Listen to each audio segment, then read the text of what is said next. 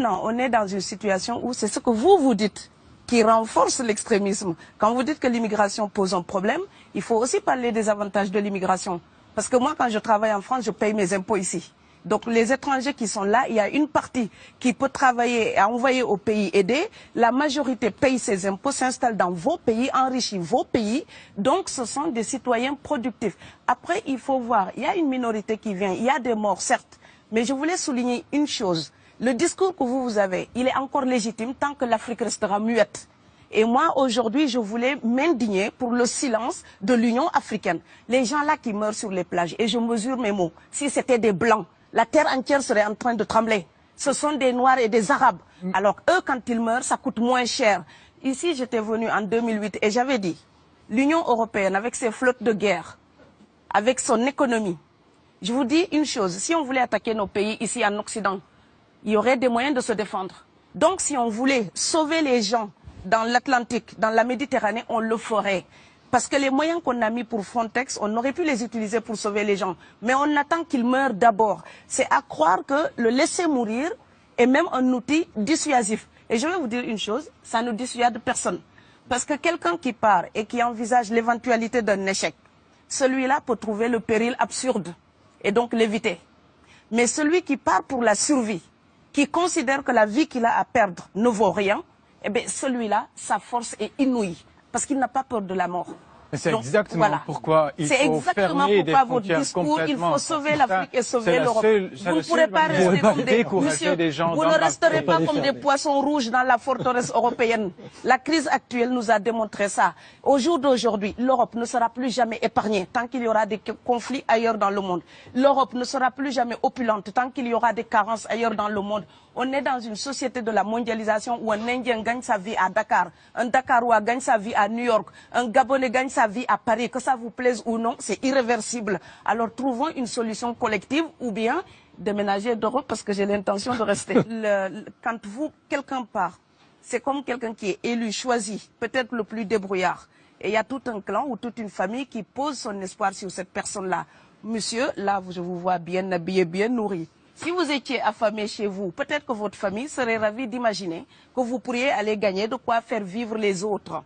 Donc c'est aussi une solidarité qui est en œuvre. On laisse partir quelqu'un, on compte sur lui. Vous allez me laisser terminer. Et Schengen, entre guillemets Schengen, ça me permet d'être invité aux Pays-Bas, monsieur, donner des conférences dans vos universités. Quand ils trouvent que mon cerveau est convenable, là, ils l'utilisent.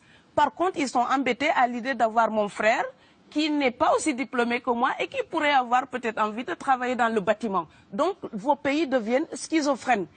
On ne peut pas trier les gens comme ça avec les étrangers utiles et les étrangers néfastes. Et la deuxième chose que je veux dire aussi, c'est que les Européens, là, on voit des Africains qui viennent, d'accord? Ce mouvement, ce déplacement de population, on le voit.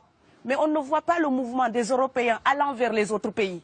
Alors celui-là, c'est le mouvement des puissants, ceux qui ont l'argent, ceux qui ont le bon passeport. Donc vous allez au Sénégal, vous allez au Mali, vous allez dans n'importe quel pays du monde, au Canada, aux États-Unis, partout où je vais, et je voyage tout le temps, je croise des Français, des Allemands, des Hollandais. Je les rencontre partout sur cette planète parce qu'ils ont le bon passeport. Donc, comme avec l'exotisme, l'Europe s'était arrogé le précepte unique, unilatéral, de l'exotisme. Les autres sont exotiques. Alors que pour quelqu'un de mon village, il n'y a rien de plus exotique que quelqu'un d'Amsterdam.